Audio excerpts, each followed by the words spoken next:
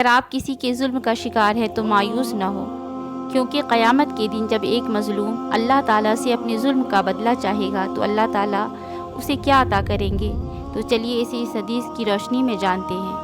حضرت انس رضی اللہ تعالیٰ عنہ کہتے ہیں کہ ہم نے ایک دفعہ نبی کریم صلی اللہ علیہ وسلم کو دیکھا کہ آپ صلی اللہ علیہ وسلم مسکرا رہے ہیں، تو حضرت عمر رضی اللہ تعالیٰ عنہ نے پوچھا، یا رسول اللہ صلی اللہ علیہ وسلم، کون سی چیز ہنسی کا سبب ہوئی؟ فرمایا کہ میرے دو امتی خدا کے سامنے گھٹنے ٹیک کر کھڑے ہو گئے ہیں۔ ایک خدا سے کہتا ہے کہ یا رب، اس نے مجھ پر ظلم کیا ہے، میں بدلہ چاہتا ہوں۔ اللہ پاک اس ظالم سے فرماتا ہے کہ اپنے ظلم کا بدلہ ادا کر دو۔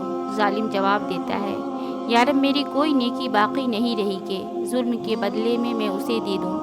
تو وہ مظلوم کہتا ہے، اے خدا، میرے گناہوں کا بوجھ اس پر لاد دے۔ یہ کہتے ہوئے نبی کریم صلی اللہ علیہ وسلم آپ دیدہ ہو گئے اور فرمانے لگے کہ وہ بڑا ہی سخت دن ہوگا۔ لوگ اس بات کی حاجت مند ہوں گے کہ اپنے گناہوں کا بوجھ کسی اور کے سر رکھ دے۔ اب اللہ تعالیٰ طالب انتقام سے فرمائے گا، نظر اٹھا کر جنت کی طرف دیکھ۔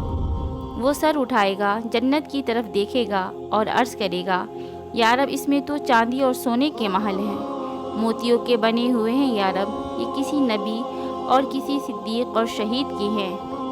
اللہ تعالیٰ فرمائے گا، جو اس کی قیمت ادا کرتا ہے اس کو دے دیے جاتے ہیں۔ وہ کہے گا، یا رب، کون اس کی قیمت ادا کر سکتا ہے؟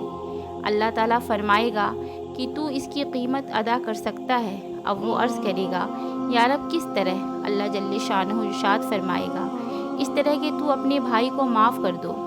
وہ کہے گا، یا رب، میں نے معاف کیا۔ اللہ پاک فرمائے گا، اب تم دونوں ایک دوسرے کا ہاتھ تھامے جنت میں داخل ہو جاؤ۔